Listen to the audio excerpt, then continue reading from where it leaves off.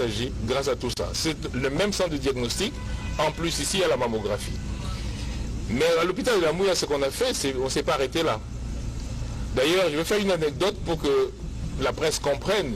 Ce matin, je suis parti voir les femmes des policiers et les femmes des militaires.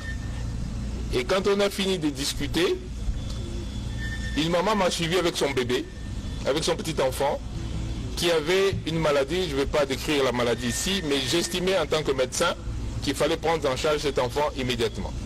Eh bien, je peux vous garantir que si vous passez à la Mouya demain, vous allez trouver cet enfant qui a été opéré à la Mouya. Donc, ce que je veux dire, c'est que ce qu'on a fait à la Mouya, ce n'est pas quelque chose qui va venir. Nous avons opéré déjà, en 48-72 heures, 120 personnes.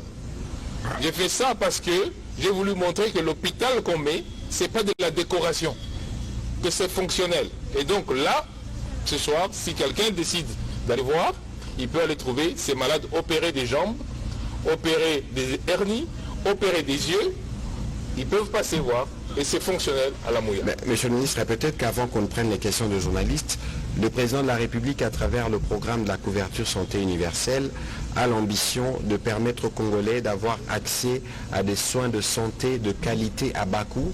Les efforts sont faits au plan des infrastructures, tel que vous l'avez expliqué tout à l'heure, mais est-ce que le coût est à la portée des Congolais? Oh oui, bien sûr. Alors, pourquoi est-ce que j'ai... Alors, ce que je n'ai peut-être pas dit, c'est que ce que nous faisons à la Mouya, ce que nous avons fait à Kananga, nous l'avons fait à Sendou à Lubumbashi. Et je suis en train de mettre un nouveau scanner à Ngaliema. Pourquoi je fais ça? Et à Mamayemo, Renaissance, c'est déjà fait. Pourquoi est-ce qu'on fait ça? Parce que maintenant, on va établir une grille tarifaire et on va décider que le prix du scanner est à autant. Comme ça, ça va obliger le privé à suivre le public. Tant que le public n'avait pas l'offre, c'était difficile d'obliger. Maintenant qu'on a installé nous-mêmes nos équipements qui permettent, nous allons baisser le coût. Ça, c'est déjà de manière standard. Mais la couverture de santé universelle, c'est aussi la généralisation de la mutualisation. Nous devons tous participer un tout petit peu pour que les soins de santé ne coûtent plus cher. Nous avons de toutes les façons, grâce à la maternité, fait déjà la subvention, c'est-à-dire que les mamans payent zéro, je l'ai dit, et donc c'est accessible. Une maman qui va aller à la Mouya demain pour accoucher, eh bien cette maman payera zéro, même si elle a accès à tout ce qu'on a là-bas, c'est-à-dire le laboratoire, parce que je ne l'ai pas dit, on a un laboratoire ultra moderne que les gens pourront visiter aussi, le laboratoire, ils pourront voir, la maman pourra avoir les soins et elle ne payera rien.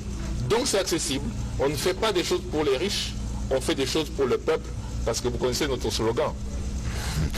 Évidemment.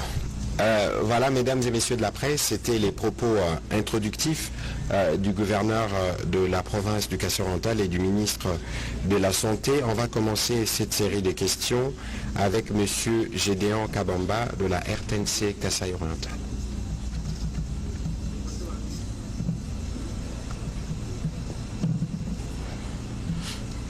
Merci monsieur le ministre de cette opportunité. Ma première question, je l'oriente à monsieur le ministre de la Santé. Tout à l'heure, vous avez parlé de la maternité gratuite qui sera effective au Kassai-Oriental. Le Kassai-Oriental, comme province, compte 5 territoires. Et ces territoires sont distants les uns des autres. Comment pensez-vous faire pour permettre à toutes ces femmes-là qui habitent à autant de kilomètres de bénéficier de la gratuité de la maternité, et aussi sachant que la province du Kassai-Oriental a un sérieux problème en termes d'infrastructure. Comment vous allez vous y prendre pour permettre à ce que les femmes bénéficient de l'accès à la gratuité de la maternité? Au cas contraire, ça sera une illusion, c'est ce que je pense. Alors si vous le permettez, une question à monsieur le gouverneur qui a parlé tout à l'heure en dressant le bilan beaucoup plus positif de ce qui est fait par le chef de l'État. Mais concrètement, parce qu'il a parlé des atouts que possède la province du Kassai-Oriental qui peuvent faire que la province se développe en un clin d'œil, il compte appuyer sur quel levier pour en arriver? Merci. Merci. On va commencer par le ministre de la Santé. Monsieur le journaliste, ce que nous faisons au Kasaï oriental n'est pas nouveau. Je viens de vous dire que ça fait 1 an que nous avons commencé. Le président a lancé la gratuité de la maternité le 5 septembre 2023 à Kinshasa. Pendant ce temps-là, nous avons élargi les provinces. Ce que nous faisons ici n'est pas nouveau et donc nous connaissons très très bien les réalités de notre pays. La question est qu'une maman accouche, dans tous les cas. Qu'on l'aide ou qu'on l'aide pas, elle va accoucher. Seulement, la gratuité de la maternité, c'est est-ce qu'on la laisse accoucher à la maison parce qu'elle a peur de payer même 10 000 francs, ou est-ce qu'on la laisse aller au centre, dans l'état où il est le centre, mais nous on paye à sa place. Nous avons levé l'option, dans un premier temps, de payer à sa place. C'est ça la gratuité de la maternité. Alors concrètement, qu'est-ce qu'on fait? Par exemple, pour le Kasaï oriental, ce que vous voyez aujourd'hui, c'est le résultat du travail de plusieurs mois. Vous ne le savez pas, mais nos équipes sont ici depuis très longtemps. Elles ont visité les centres de santé. On a visité à peu près plus de 260 centres de santé pour le Kasaï oriental. On en a retenu aujourd'hui qui sont capables de fonctionner 208.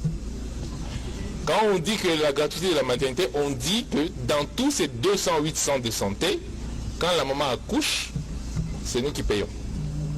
En attendant qu'on améliore les conditions, parce que dans tous les cas, la maman va accoucher.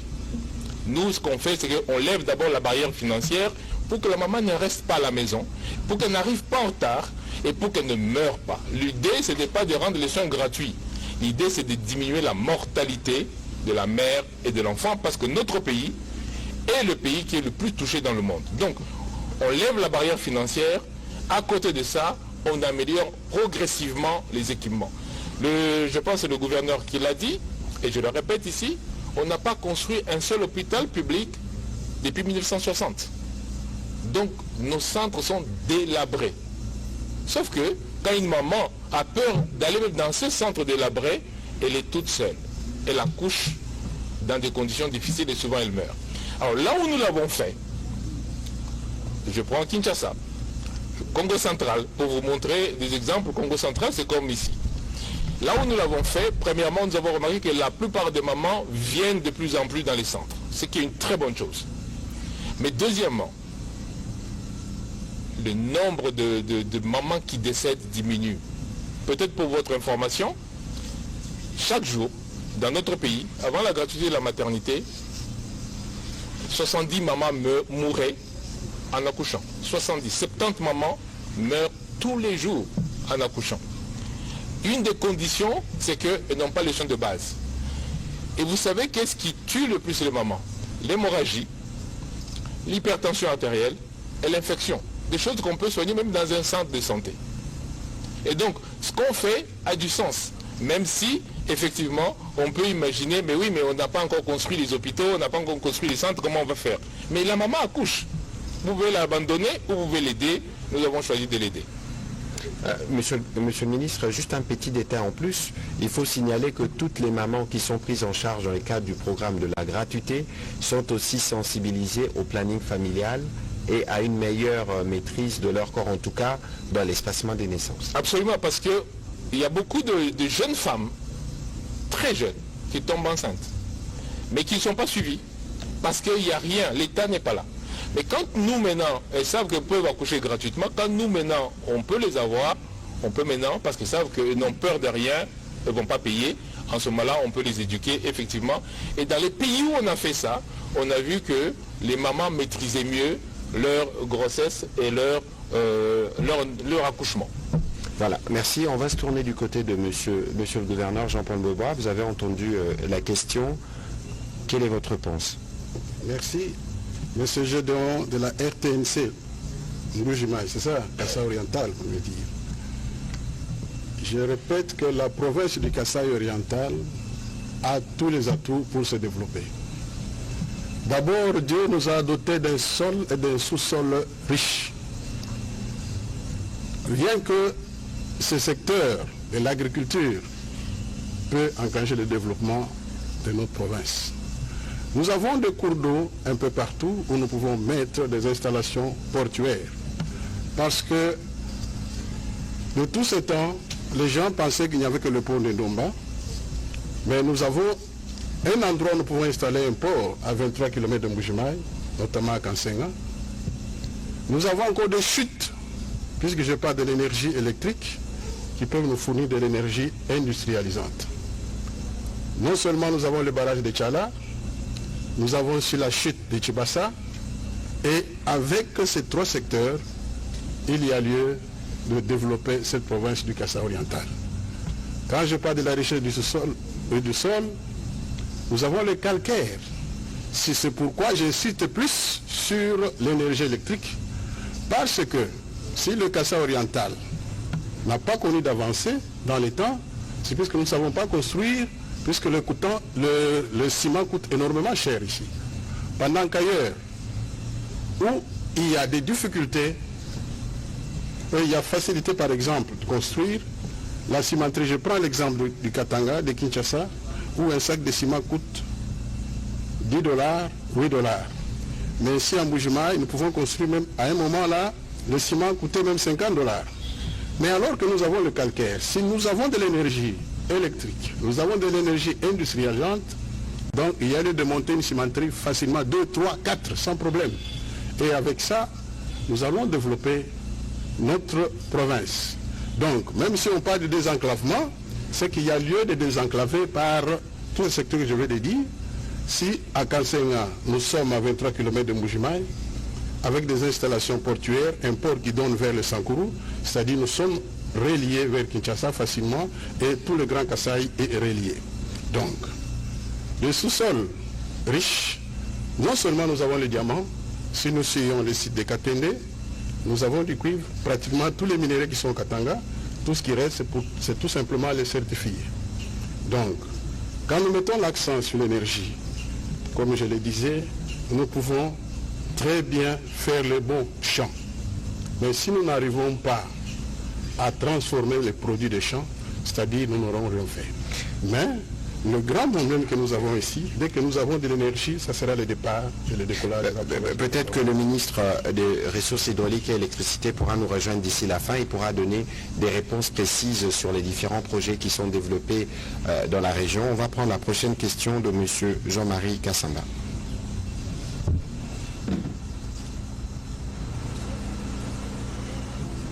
Bonsoir à tous. Bonsoir.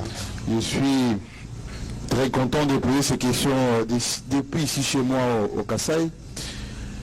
J'aurais voulu avoir le ministre Fwamba, mais il n'est pas là malheureusement. Je ne sais pas s'il va intervenir. Question d'abord à monsieur le ministre de la Santé, avec une petite précision. Il y a l'hôpital Bobi Ladawa qui a été quand même construite par le maréchal Mobutu à son temps.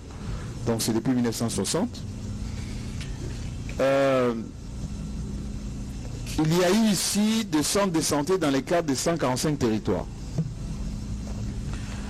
Personnellement, j'étais à Tchilégué et que ces travaux étaient en cours. Mais il semble, d'après mes informations recueillies ici, que beaucoup de ces centres de santé sont en arrêt.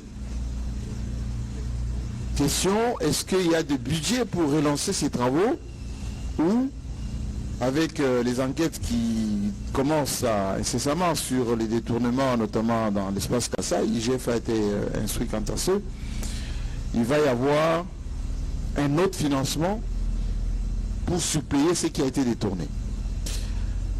Question à monsieur le gouverneur, beaucoup de provinces ont des budgets d'investissement. Il y a eu plusieurs gouverneurs de l'IDPS qui sont succédés ici à Mbujimaï. Est-ce qu'on peut avoir un bilan de ce qu'ils ont réalisé réellement depuis qu'ils se sont succédés ici à Mbujimaï? Ça, c'est de un. De deux, pourquoi il n'y a pas d'investisseurs au Kassai oriental? L'Amiba est par terre, Sengamine est par terre aussi, enfin bloqué, 10 mois d'impayement, on bloque l'Idiama qui n'est pas vendu. Mais on ne voit pas ni les Chinois ni d'autres investisseurs se bousculer ici parce que l'Amiba est par terre. Quelle est votre stratégie de relancer tout ceci en dehors des projets que le président Tshisekedi a amorcés ici, notamment la voirie, quelques projets qui ont été cités? Merci. Voilà, on va commencer par le ministre de la Santé. Merci beaucoup, M. Jean-Marie Kassamba, pour votre question. La réponse est assez simple. Il suffit de regarder notre budget national. Vous allez voir que le PDL 145 est budgétisé. La réponse est aussi est simple comme ça. Mais je vais quand même un petit peu aller plus loin en disant que il y avait à peu près un peu plus de 700 centres de santé programmés dans la phase 1 du PDL 145 territoires. Sur les plus de 700 centres de santé, ce que nous avons déjà terminé en construction, c'est 300. Donc, en 2025, les centres qui sont encore en travaux vont être terminés. Et comme je l'ai dit, il suffit de prendre la loi financière que le président va signer. Je ne sais pas s'il a signé, mais il doit la signer. Vous allez voir, PDL 145 territoires, province par province, le budget qui est réservé. Donc, oui, il y a le budget. Détournement, ça par contre, je ne peux pas répondre à cette question parce que je ne gère pas le PDL 145 territoires et je ne connais pas les éléments pour répondre. Mais, par contre, oui, il y a un budget pour le PDL 145 territoires. Mais, je rajoute, à côté de ces centres que le PDL construit, j'avais convaincu la Banque mondiale parce que tous ces organismes, souvent quand ils travaillent dans notre pays, c'est toujours en mode fonctionnement, mais pas en mode investissement. Mais avec la Banque mondiale, on a réussi à dire, ok, l'État fait un gros effort, vous devez aussi faire un effort. Donc avec la Banque mondiale, nous avons déjà 240 centres de santé qui sont en construction. Je pense que le président en a visité un hier sur la route, parce qu'il passait par hasard, sur la route de Kalambambouche. Et donc, ces centres de santé, en 2025, au total, on va en avoir 1000. L'idée, c'est quoi? C'est de ramener la santé auprès de la population, au lieu que chaque fois la population aille loin pour chercher la santé. Et donc, l'idée, c'est de transformer tous ces centres-là en des petits hôpitaux. Je vous ai dit ici que les mamans mourraient pour des choses qu'on peut soigner là. Avoir des médicaments pour soigner une infection, on peut faire ça dans un centre de santé. Avoir des médicaments pour soigner l'hypertension, on peut faire ça dans un centre de santé. Donc l'idée, c'est que nous transformons ces petits centres de santé en hôpitaux les plus proches possibles, quitte à ce que quand la personne est stabilisée, on puisse maintenant transporter à l'hôpital. Oui, il y a un budget pour le PDL 145 territoires. Le budget a déjà été promulgué par ailleurs par le président de la République. Mais monsieur le ministre de la Santé, sur les sujets, parce que nous étions avec vous à Mutoa, où nous avons vu ce à quoi ressemble le centre idéal, évidemment avec des équipements notamment de télémédecine. Il y avait l'idée justement que cela sera dupliqué dans toutes les autres provinces, en tout cas dans tous les centres de santé qui sont construits dans le cadre du programme PDL. Alors, vous donnez un exemple très intéressant, parce que Mutoa, c'est dans le Tanganyika, où nous avons montré à quoi ressemble un centre de santé moderne. Et qu'une maman fasse 20 km pour aller faire une radiographie, ce n'est pas normal. Aujourd'hui, avec la technologie, nous avons des petites caméras. Et vous allez la voir, parce qu'il y en a une à la Mouya, en plus de la radio traditionnelle, vous allez la voir à la Mouya. En plus de la radio traditionnelle, cette petite caméra, elle fait toute la radio, comme si vous êtes parti dans un service de radiologie. Et vous allez voir, il y en a une ici, et, pour montrer ça. L'idée, c'est donc de faire le maximum d'examens au niveau le plus proche possible des patients. Pas toujours transporter très loin, parce que souvent la santé n'attend pas. Voilà, monsieur le gouverneur, pour les réponses aux questions de monsieur Kassamba vous concernant. Merci. Monsieur Jean-Marie Kassamba voudrait savoir comment mes prédécesseurs, qui étaient de l'UDPS, n'ont pas pu faire quelque chose en matière d'investissement. Je crois que je suis très mal placé pour que je puisse répondre à cette question, puisque je n'ai pas été avec eux à la gestion. Bien sûr, ils ont été de l'UDPS, s'ils n'ont pas été à la hauteur de leur tâche, ce n'est pas moi, c'est eux qui peuvent répondre.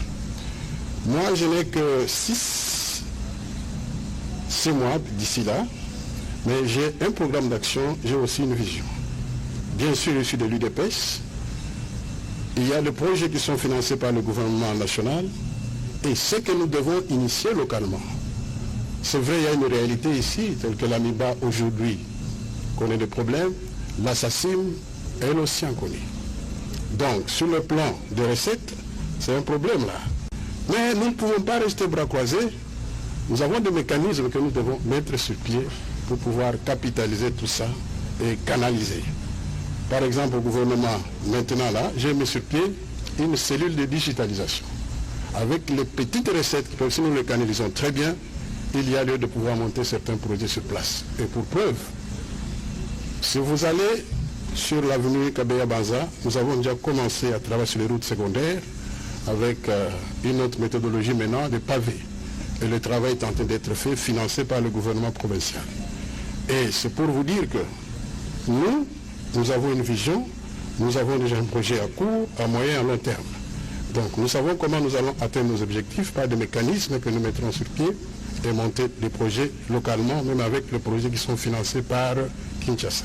Voilà, je voudrais rappeler aux uns et aux autres qu'ici nous parlons du gouvernement. D'ailleurs, le président de la République au meeting de tout à l'heure, lorsqu'on a voulu parler de son parti, il a dit que ce n'était pas le cadre qu'il faut pour aller, c'est juste pour être sûr que nous restons dans les termes de notre discussion. On va prendre les questions de Madame Afi Marie-Claire Bintou du Grand Kassai Média.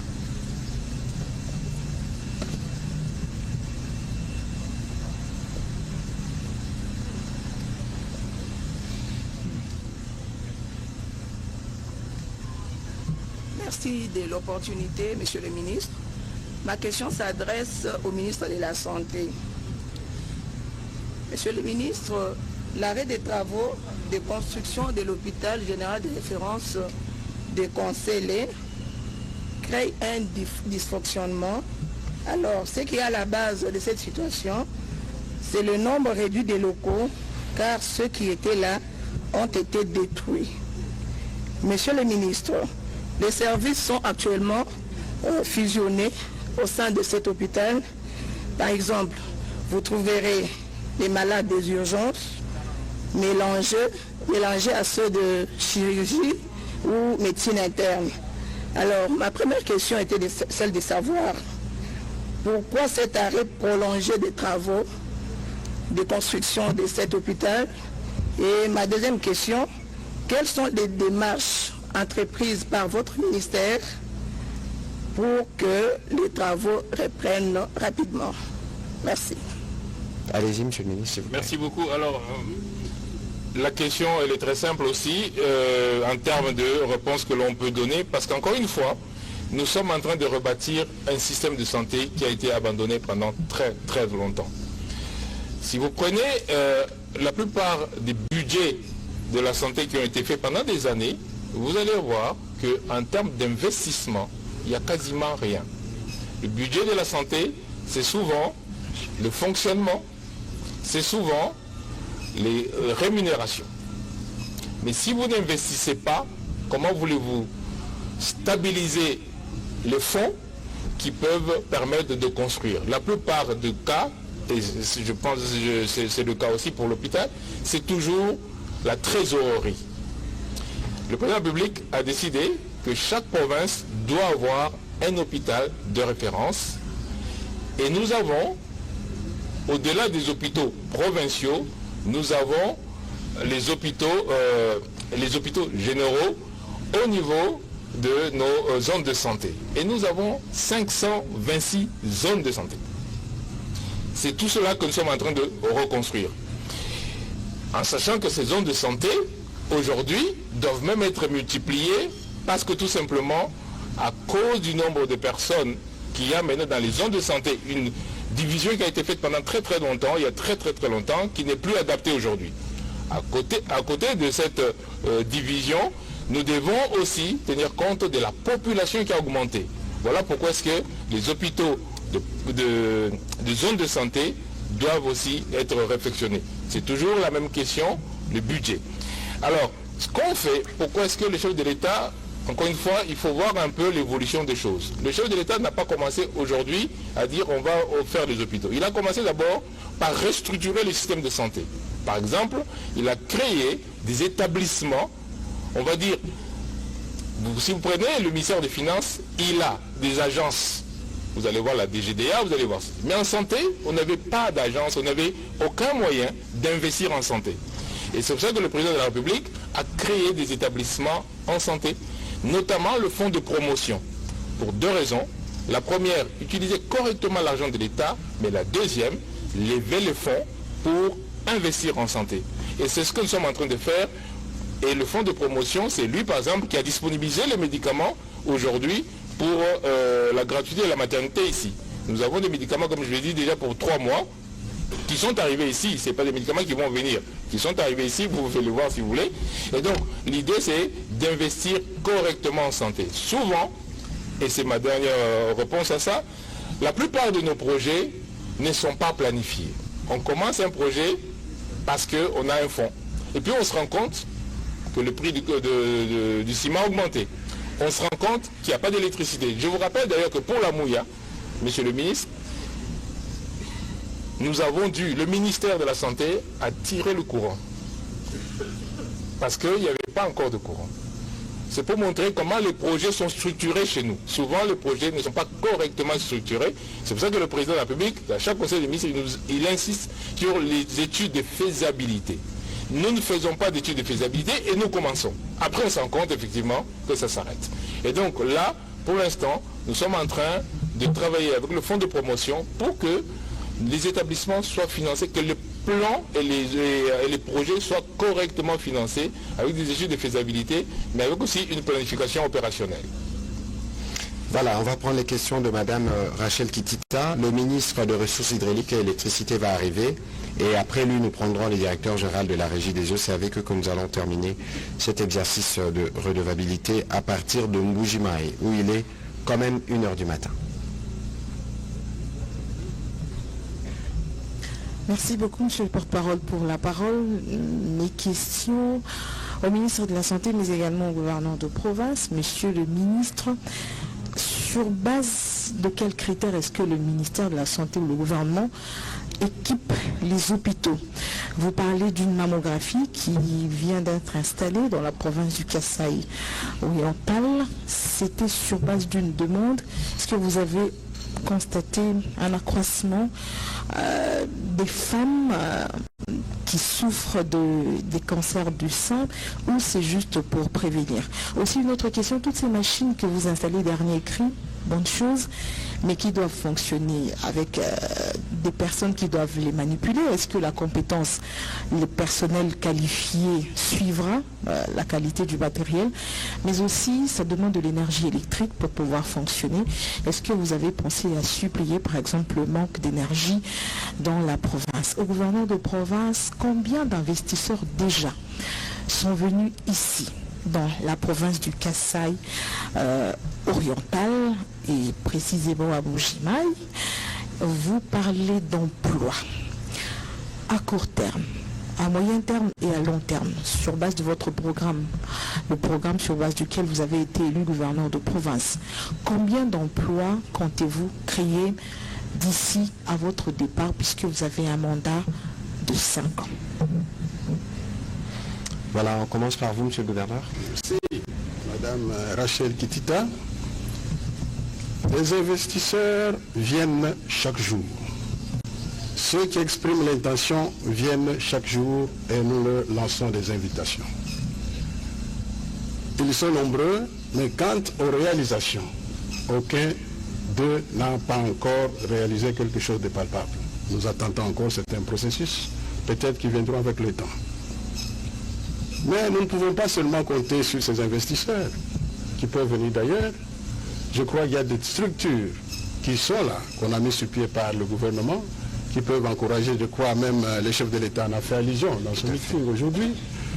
Nous devons pousser les jeunes à la création. Nous devons pousser les jeunes à créer des initiatives pour qu'ils créent aussi de l'emploi et nous devons les accompagner. Nous ne pouvons pas seulement compter sur les investisseurs. Bien sûr, si je peux vous dire les tas de lettres que j'ai données, des invitations, vraiment, il y en a tellement que les investisseurs ne viennent pas. Parmi les investisseurs, il y en a qui viennent. Des sérieux sont là et ceux qui sont moins sérieux sont là. Nous ne pouvons parler d'un investisseur que quand il vient, il pose l'acte et c'est alors que nous pouvons compter sur lui. Et d'ailleurs, parce qu'on parle beaucoup d'investisseurs et le vocable d'investisseur nous fait souvent penser aux étrangers.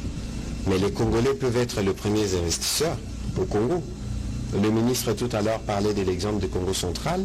On peut avoir des hommes d'affaires du Congo central qui viennent d'investir ici.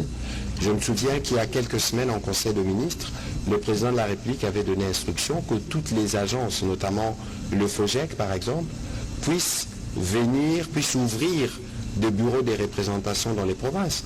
Lorsque j'étais à Kananga, j'ai rencontré un jeune entrepreneur qui fabrique de la mayonnaise, qui cherchait justement des référents au niveau de la province pour voir comment le projet pourrait être accompagné. Souvenez-vous, dans ce que le président de la République a plus ou moins expliqué tout à l'heure, nous avons le premier engagement de 6 engagements, c'est l'emploi. Et lorsqu'on parle d'emploi, on parle principalement des jeunes, 60%. Et donc, il y a toute une stratégie au niveau du gouvernement, et c'est même pour ça que nous faisons, aux côtés du président de la République, cette itinérance, parce que très souvent, on pense que ça ne doit s'arrêter ou fonctionner qu'à Kinshasa. Nous, dans le cadre de l'action du gouvernement souminois, nous regardons le Congo dans sa globalité. Et puisque nous voulons donner aux jeunes des différentes opportunités, on veut s'assurer que les jeunes de Kinshasa, les jeunes de Kananga, les jeunes de Mbujimaï ou les jeunes de Dilolo, de Kassumbales ou de Bukavu ont tous la même opportunité partout. C'est cela la stratégie et je pense que c'est ce qui va donner le résultat. Mais ici, je crois aussi que progressivement, nous-mêmes, nous devons commencer à regarder notre pays comme un champ, en guillemets, où nous pouvons nous tous venir investir. Et que lorsqu'on parle d'investissement, il faut qu'on arrête de penser que c'est forcément des étrangers qui doivent venir pour faire des affaires chez nous et peut-être pas nous-mêmes. Monsieur, la création d'emplois par le gouverneur. Vous dites, madame? Au sujet de la création d'emplois par le gouverneur à court, à long et à moyen terme. Bon, écoutez, le gouverneur, il a dit, de toute évidence, l'emploi, c'est un super chantier. Mais des dans un pays, bon. Peut-être que lui-même dira, tout au moins s'il y a des prévisions qui sont préparées, chiffrées au niveau de son programme, il les dira. Mais pour ce qui nous concerne au niveau du gouvernement central, l'emploi, c'est la priorité numéro 1, qui vient dans le cas de 6 engagements du président de la République, avant même la sécurité, parce que c'est corrélé. Lorsque vous regardez les jeunes qui sont dans le groupe armé aujourd'hui dans l'Est, pour la plupart, ou même dans toutes les régions du pays, vous vous rendez compte, c'est peut-être parce qu'ils n'ont pas eu d'opportunité pour commencer à produire, à être utiles. Lorsqu'on parle de 38 000 km de route des dessertes agricoles à construire, c'est des opportunités d'emploi parce qu'on aura besoin de la main-d'œuvre.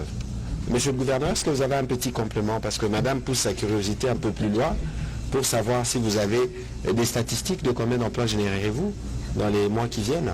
Oui, je crois que une vision, un programme, un budget, nous projetons ce que nous pouvons faire à l'avenir et ce qui peut se réaliser. Je crois que pour être concret, je peux vous parler de 10 000 emplois par exemple, je vais au-delà de 20.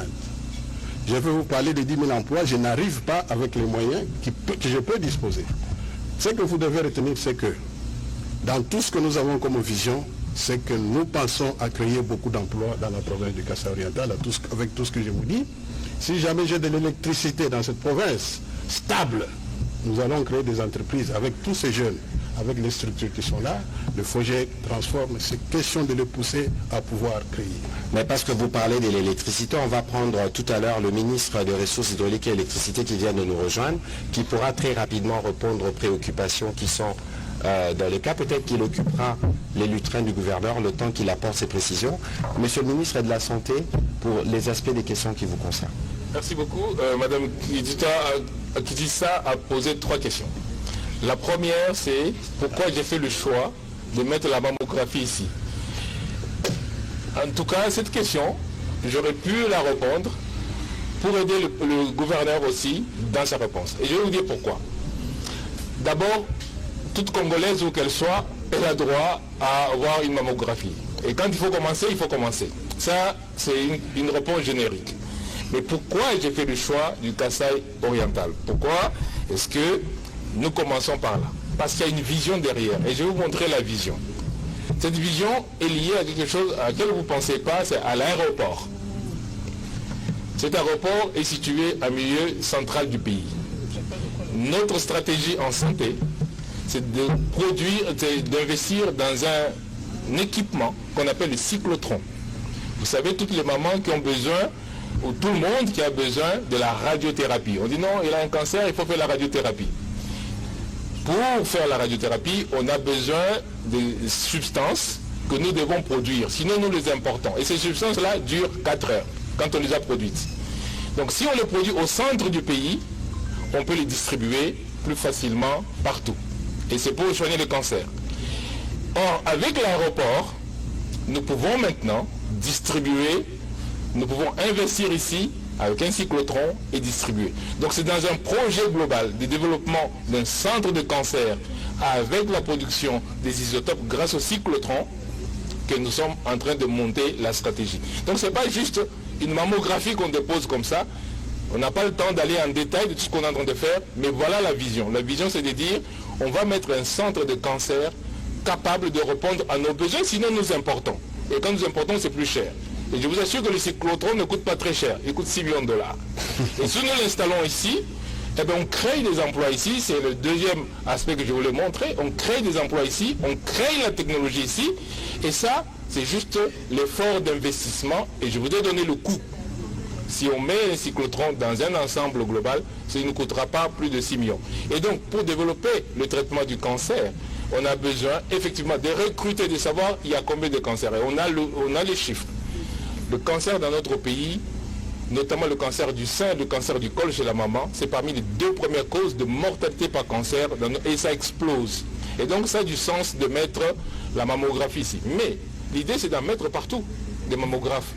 Parce que ça doit permettre de diagnostiquer le cancer chez toutes les mamans. Mais ça c'est un travail qu'on fait progressivement. Ça c'était la première réponse. La deuxième question que vous avez posée, c'est est-ce qu'il y a des techniciens capables de prendre en charge le matériel que vous mettez? Comme je disais hier, quand nous avons visité le centre de diagnostic, pour le scanner, nous allons former les gens pendant 3 mois. Mais il fallait d'abord installer le scanner pour former les gens à utiliser ce scanner. Si vous dites on va d'abord former les gens et puis on va investir, ça n'a pas beaucoup de sens. Il faut former les gens et à la suite de la formation, ils utilisent le scanner. Et ça va nous prendre 3 mois pour avoir des techniciens capables d'utiliser le matériel que nous avons installé. Mais la radiographie, l'échographie, ça c'est des médecins spécialistes tout simplement, ou des médecins qui ont été entraînés qui peuvent le faire. Donc il n'y a pas de problème. Par contre, peut-être que la question importante qui était derrière ça, c'est la maintenance. Est-ce que ça va durer? Oui, si nous organisons, et c'est pour cela que c'est très important que les gestionnaires des hôpitaux soient des personnes capables de gérer ça. Parce qu'il ne faut pas qu'on sous-utilise ou on laisse tomber les équipements qui sont très importants. La troisième question que vous avez posée, c'est est-ce qu'on a l'électricité, on a l'énergie pour ça? Je rappelle que j'ai dit que pour la Mouya, on a fait tirer. C'est pour ça d'ailleurs quand les gens demandaient mais pourquoi la Mouya n'a pas recommencé? Parce qu'il y avait des choses qu'on préparait pour pouvoir répondre à ça, notamment l'électricité. On a fait tirer une ligne et je peux vous annoncer qu'on va faire tirer 2 autres lignes, ça tombe très bien que mon collègue de l'énergie soit là, parce que spécifiquement pour l'imagerie, nous avons besoin d'une ligne dédiée à ça. Et donc ça, je vais voir mon collègue pour pouvoir le faire. L'énergie qu'on a ici peut faire tourner les machines que nous avons ici, oui, absolument. Voilà, merci beaucoup, Monsieur le ministre de la Santé. C'était peut-être votre dernière intervention qui a été, il faut le dire, claire.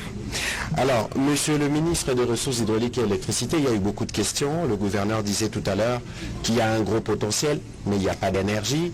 Nous savons qu'il y a plusieurs projets qui s'orientent dans l'objectif de répondre à ces besoins d'approvisionnement énergétique. Qu'est-ce qui est fait pour cette partie du pays dans le Kasaï occidental? Vous nous avez expliqué ce qui s'est fait notamment pour Katende, pour Mbombo, en tout cas pour Katende avec ses financements innovants. Pour ce qui concerne cette région du Kasaï central, quels sont les projets en cours et quelles sont les stratégies mises en place pour arriver à répondre à ces besoins d'énergie dans la ville? Merci beaucoup, chers collègues, pour la parole et la question. Au fait, pour faire une synthèse de la situation énergétique dans le Kasaï oriental, on commencera par récapituler la situation de Tudi Tubidi, parce que c'est bientôt une année que nous avions 3 MW qui vient de cette centrale, et ça a permis quand même à pouvoir changer les conditions de vie d'une partie de la population, parce que nous sommes partis de 700 abonnés à 1600 abonnés aujourd'hui sur la ville. On est parti aussi de 0 à pratiquement 6 abonnés moyenne tension. Ce n'est pas assez, dirait-on. Mais du fait de le faire en une année, de doubler le potentiel, nous regardons la croissance, parce que c'est la croissance qui est plus importante. Mais aussi, ce qu'il faut savoir, c'est qu'il y a des projets qui sont en corrélation dans la grande région. Il s'agit notamment la centrale, la relance de la centrale de Katende qui a l'impact sur la grande zone Kasaï. C'est comme nous avions dit, c'est qu'en bout de course, ça sera pratiquement 24 MW qui seront desservis pour le Kasaï oriental avec 24 000 abonnés. Dans 2 ans. Pratiquement 24 mois après le lancement. Ça, c'est un fait. Mais aussi, il faut signifier que nous allons lancer un projet potentiel avec les partenaires techniques et financiers qu'on appelle le fonds Agré, qui va prendre dans la zone Kasaï. Ça veut dire qu'il y aura aussi les territoires intégrés de pratiquement 64 MW également. Et dans ces 64 MW, il y a pratiquement 30 MW de solaire qui sera repris aussi dans tous les territoires dans la zone Kasaï orientale. Donc ça, c'est du point de vue projets qui sont en cours et en bout de discussion dont nous allons passer à la phase opérationnelle. Notamment pour Katende, je pense que les engagements ont été faits. C'est-à-dire que même le FOMI vient de poser le premier pas. C'est-à-dire que tel qu'avait été prévu au Conseil des ministres, que dans les 48 heures, il y aura une mise à disposition sous le Trésor. Je pense que c'est une information importante que l'on dise que... Non, 100 millions de dollars. Affectés. Affectés sur un coût global de... le coût global, nous serons un peu plus autour de 250 pour reprendre tout le projet. Tout à fait. Mais le plus important aujourd'hui, c'est que nous avons une mise à disposition de pratiquement 45%. Mais aussi la mobilisation, je ne veux pas rentrer trop là-dedans parce que c'est une matière de finances, mais qui prouve que très bientôt nous allons lancer les opérations. Voilà, merci beaucoup. Peut-être qu'on vous retiendra pour l'une ou l'autre question, mais parce que nous sommes dans votre secteur exceptionnellement, nous avons encore le directeur général de la Régie des eaux, nous avons évidemment le ministre qui chapeaute un peu tout ce que vous faites, mais qu'est-ce que vous pouvez nous dire techniquement de ce qui a été fait récemment dans cette ville de Mbuji-Mayi pour couvrir tous les besoins en eau? Nous savons que nous étions à Kananga hier et qu'il y a en tout cas le plus grand projet dans la région qui sera lancé incessamment de ce côté-là. Mais ici, qu'est-ce qui a été fait? Excellence, Monsieur le ministre, merci pour l'opportunité. Je voudrais clarifier pour la population du Kasaï oriental que la situation de la desserte en eau potable dans la ville de Mbuji-Mayi particulièrement s'améliore. Je crois que ceux qui vivent dans la ville peuvent le témoigner aujourd'hui.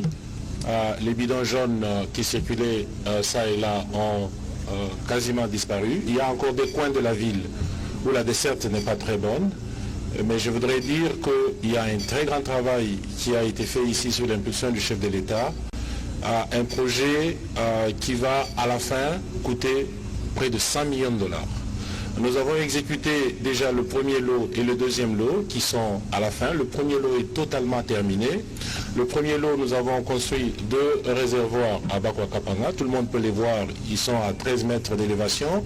Nous avons réhabilité le captage à Lukelenge. Nous avons refait toutes les machines qui sont à Lukelenge. Dans le premier lot, nous avons fait 184 km de tuyaux enterrés déjà dans la ville. Dans le deuxième lot, nous avons fait 167 km de tuyaux déjà enterrés dans la ville. Donc au total, on a fait plus de 340 km de tuyaux de distribution d'eau dans la ville de Mbuji-Mayi. Nous avons fait également 2 nouveaux réservoirs pas très loin d'ici, à Maréchal, pas très loin de la résidence du gouverneur. Nous avons également d'autres réservoirs. La résidence du gouverneur, c'est où nous sommes? Bien sûr, nous sommes pas très loin d'ici, on peut les voir également. Il y a d'autres réservoirs qui sont également construits sur la ville. Ça, c'est le lot 2. Le lot 2 n'est pas encore arrivé à la fin parce qu'il y a près de 1800 mètres de tuyauterie que nous attendons. Les conteneurs ont connu un retard. Comme vous le savez, nous acheminons tout par la voie ferrée en venant de Lubumbashi jusqu'à Mweneditu et de Mweneditu nous faisons la route. Et cette voie ferrée nous pose quand même beaucoup de problèmes de logistique.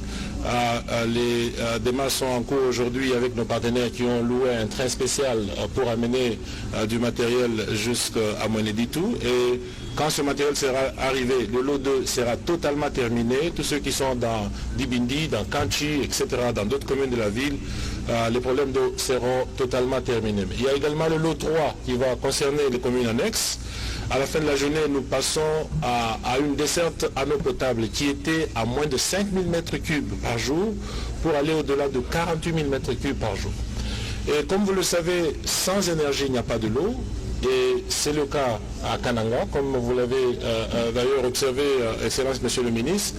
Sans énergie, il n'y a pas de l'eau. Et nous, à la Régie des eaux, nous voulons, pour certaines villes, avoir une certaine autonomie dans l'énergie. Pour la ville de Mbujimaï, nous allons mettre une centrale photovoltaïque de 10 MW qui appartient à la Régie des eaux.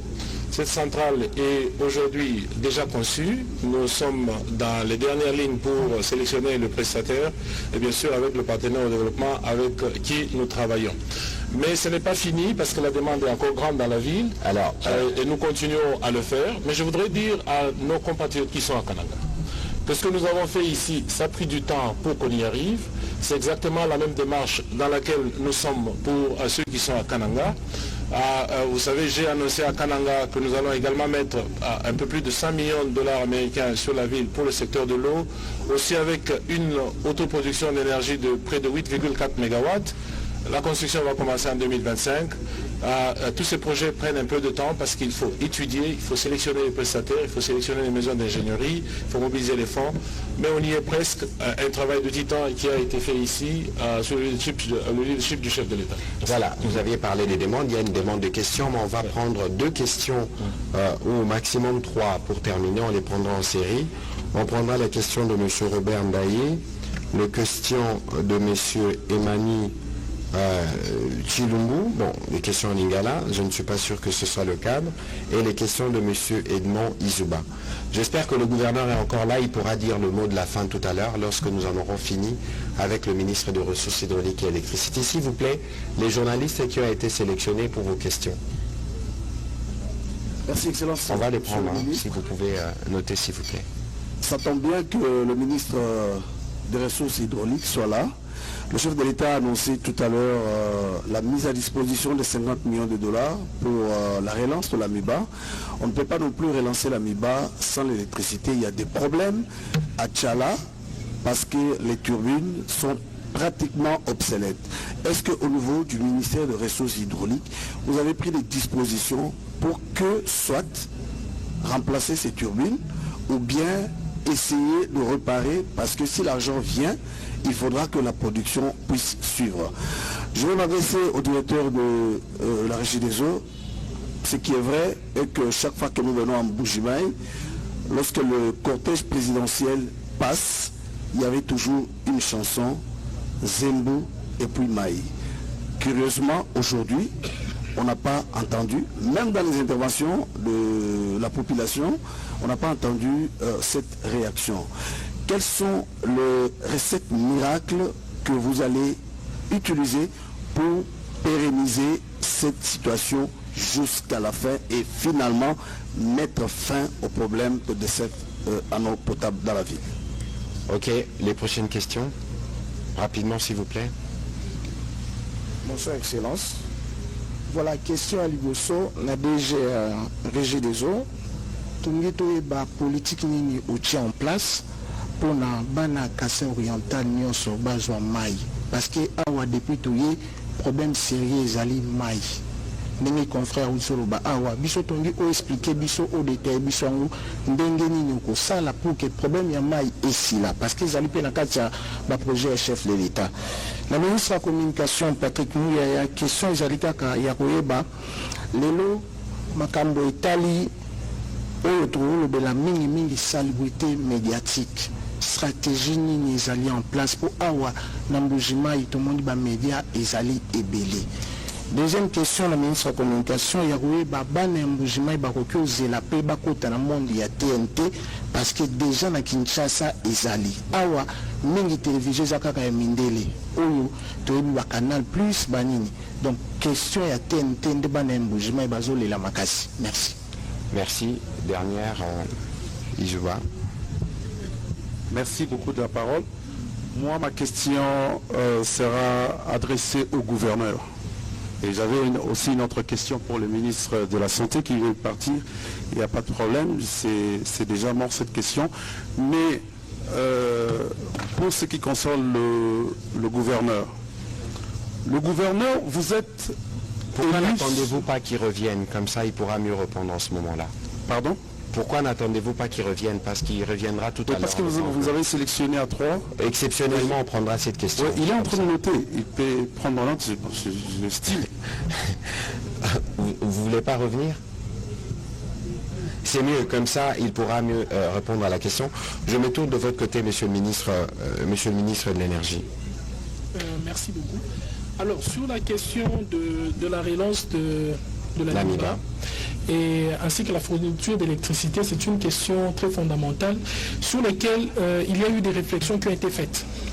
Déjà de notre ministère, en échange avec le portefeuille aussi, c'est qu'aujourd'hui, relancer les activités d'une entreprise minière, ça passe aussi par la qualité de la desserte en électricité. Mais aujourd'hui, nous avons fait un bilan énergétique sur la MIBA, qui est autour de 800 kW. Et il y a un concessionnaire qui est porteur de la concession d'exploitation de la centrale, qui va produire de l'électricité et qui va doter à la MIBA 2 MW. C'est-à-dire qu'aujourd'hui, on sera dans la possibilité de couvrir le 800 kW actuel, mais aussi de garantir le plan de développement de la MIBA. Mais nous sommes en train de structurer pour que l'exploitant, l'opérateur, puisse remettre en service les équipements et permettre à ce qu'il y ait de l'électricité desservie à la MIBA. C'est-à-dire que dans ce point des relances, du point de vue ressources hydrauliques, électricité, nous avions eu des réunions là-dessus avec les différentes parties pour que nous puissions couvrir ce plan de développement-là. Donc c'est intégré. Et nous sommes en train de l'activer.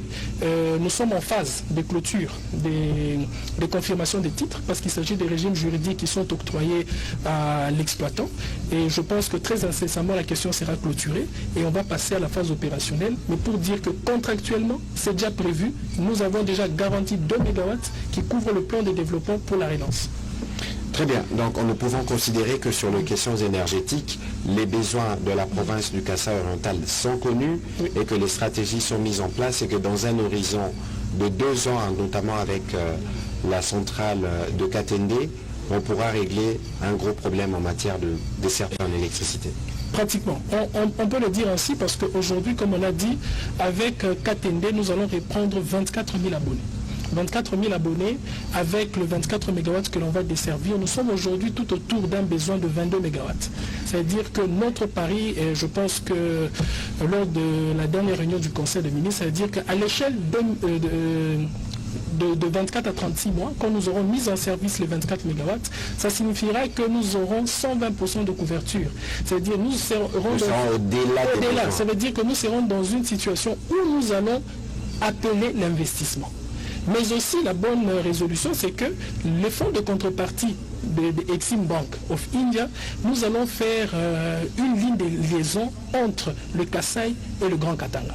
C'est-à-dire qu'il y aura une ligne qui partira de Mbujimaï, Mweneditu et qui va piquer vers Kolwezi. C'est-à-dire nous allons créer une interconnexion entre le secteur d'électricité du Grand Katanga et du Grand Kasaï, qui sera une révolution de notre secteur et qui va permettre de garantir le développement dans ces zones super minières. Mais bon, monsieur le ministre, pour terminer, 24 000 abonnés pour 24 MW, c'est quand même dérisoire, 24 000. Non, pour l'instant, vous savez que l'électricité, c'est une activité industrialisante et un levier de développement. Il faut commencer par quelque chose, c'est pratiquement notre premier pouce. Il faudra d'abord répondre aux besoins imminents avant d'inciter le changement. Et le changement va faire en sorte que les nouveaux projets soient couverts par ce qui sera donné. Voilà, merci beaucoup monsieur le ministre de votre disponibilité parce que je sais qu'il se faisait un peu tard, mais merci aussi de ces éléments, des précisions qui sont claires par rapport aux besoins spécifiés et des réponses qui sont données au niveau du gouvernement. Merci, en tout cas on va vous souhaiter une très bonne soirée. Je me tourne du côté de la Régie des eaux pour les questions qui vous concernaient. Merci encore, Excellence, Monsieur le Ministre. La question est de savoir comment on va pérenniser, parce que déjà aujourd'hui, les gens pouvaient encore parler de la route et de l'énergie, mais il n'y a pas eu des grilles ou des champs pour la demande de l'eau. Ce n'est pas pour autant qu'il n'y a pas le besoin, il y a encore le besoin dans la ville, mais c'est tout simplement un témoignage que la situation s'est sensiblement améliorée à Mbujimaï. Et comment pérenniser? Mais c'est comme toute infrastructure, il faut mettre de l'argent à côté pour amortir correctement, parce qu'il y a une dépréciation de l'infrastructure au fil des années. Donc il faudra que chacun paye sa consommation. Et je l'ai dit à Kinshasa, je le dis encore ici à Mbujimaï, la culture de consommer sans payer, ça tue les investissements. Ça décourage même. Combien d'abonnés il y a à Mbujimaï? À Mbujimaï, nous avons aujourd'hui 2000 bornes fontaines, parce que comme il s'est passé beaucoup de temps, nos compatriotes n'avaient pas accès à l'eau. Les bornes fontaines, c'était le moyen le plus facile pour donner à un grand nombre beaucoup plus facilement. Nous avons près de 3600 abonnés actifs en privé sur un potentiel historique de près de 24 000. Donc on est en train d'aller progressivement en les récupérant un à un, mais la majorité de nos abonnés aujourd'hui sont desservis en bornes fontaines. On a près de 2000 bornes fontaines sur la ville.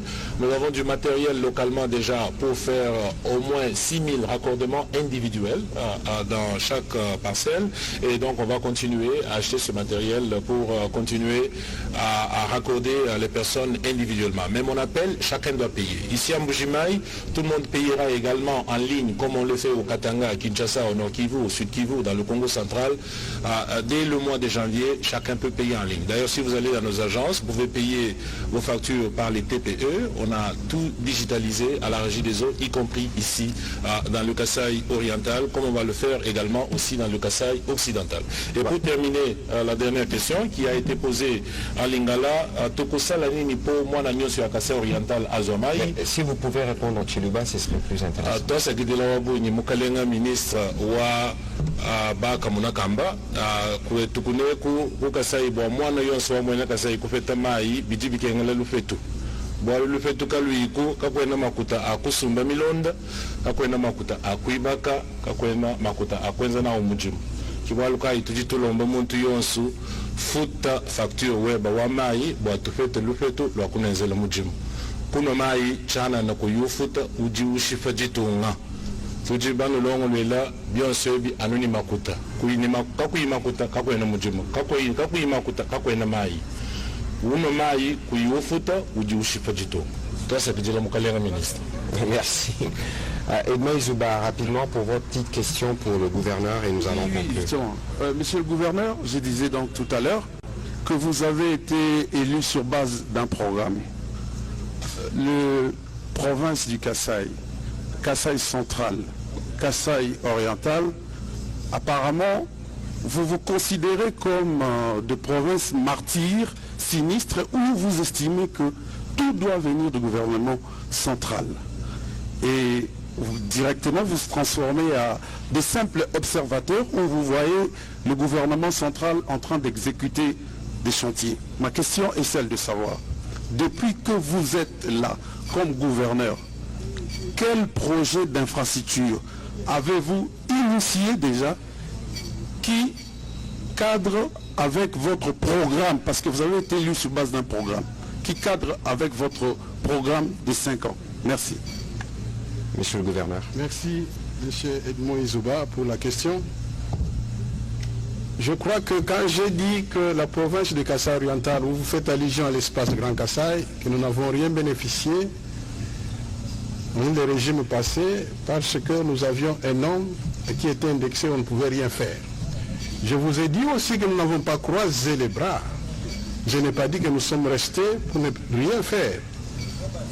Maintenant là, si on est un peu nos marchés ici à Mbujimaï, pendant cette période qu'on a toujours appelée en français vache maigre, ou Kaswabanga, en Chiluba, il y a stabilité des prix des denrées de première nécessité, notamment le maïs. Ce sont nos initiatives, nous n'attendons rien de Kinshasa. Je crois avoir dit que nous avions déjà initié des travaux sur les routes secondaires. Je n'ai que 5-6 mois bientôt. Je vous dis, il y a des travaux qui sont en train d'être faits d'assainissement et tout est en train d'être fait sur l'avenue Kabayabal. C'est un exemple, papa. Dans peu de temps, j'ai réalisé cela. Et je vous ai dit aussi que nous n'allons pas seulement compter sur Kinshasa, nous avons mis sur pied une cellule de digitalisation pour pouvoir canaliser nos recettes. Qu'elles soient maigres, nous allons les utiliser à bon escient pour pouvoir monter des projets d'intérêt local. Voilà, merci. Merci beaucoup pour la clarté de votre réponse, monsieur le gouverneur. On va terminer évidemment cet exercice qui faisait un focus sur la province que vous dirigez, parce que le président de la République est de passage. Demain, il y aura Conseil de ministres. Qu'est-ce que vous pouvez dire justement aux compatriotes qui sont sous votre juridiction à l'occasion de ce passage du président de la République et de tous les gouvernements dans vos murs?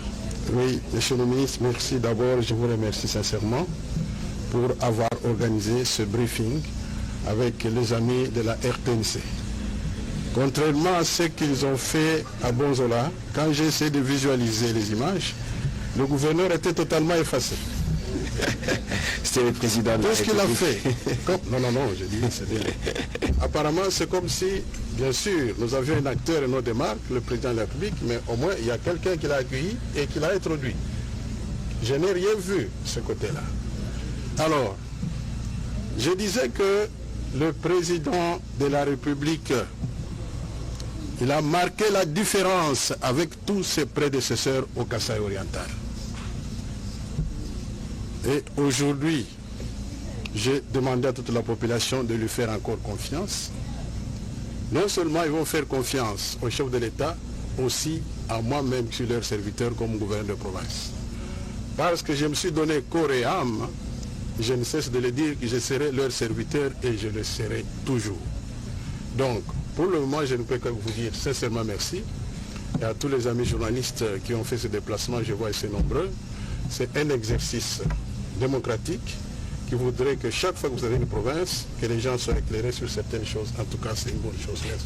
Merci, monsieur le gouverneur, d'avoir apporté votre part d'éclairage. On ne va pas faire un débat avec nos amis de la télévision nationale, mais nous avons justement organisé ces briefings pour vous donner la parole, parce que c'est vous qui accueillez le président de la République au-delà du meeting, les problématiques qui seront notamment soumises à la table du président de la République, mais aussi l'intérêt pour les Congolais d'autres provinces de savoir comment se portent les Congolais, comment les choses évoluent de la province sous votre juridiction. En tout cas, merci d'avoir participé à cet exercice de redevabilité. Merci, mesdames et messieurs de la presse du Kasaï oriental et de Kinshasa qui ont fait les déplacements. Aux questions sur la TNT, la salubrité médiatique, nous y répondons. Nous avons déjà commencé à travailler sur la TNT. Il y aura un appel d'offres qui sera lancé bientôt pour finir les déploiements dans les différentes stations provinciales. Dans le cadre justement de la salubrité médiatique, il y a un travail de démembrement de médias qui a commencé et nous allons nous assurer qu'avant de quitter Mbuji-Mayi, nous avons un groupe de travail parce que nous avons constaté, notamment avec ce qui s'est passé à Kananga, que tout ce que le gouvernement fait, tout ce que le gouvernement provincial fait, peut-être que ce n'est pas encore bien perçu parce qu'il n'y a pas un accompagnement médiatique approprié. Nous avons des besoins pharaoniques pour lesquels on n'a pas donné des réponses depuis des longues années. Les réponses que nous commençons à donner ne sont peut-être pas encore suffisantes à l'échelle des besoins, mais il est important que les Congolais à intervalles réguliers soient informés de comment les choses évoluent. Et je pense qu'il y a une responsabilité de notre part, c'est pour ça que nous faisons ces briefings, mais d'autres responsabilités de votre part pour aller sur le terrain et suivre tout ce que nous vous disons. C'est dès que de cette manière qu'on pourra s'assurer que chacun, de par sa position, contribue au développement de notre chère République démocratique du Congo. Merci et bonne soirée chez vous. Merci de nous avoir accueillis dans votre superbe résidence, monsieur le gouverneur. Merci.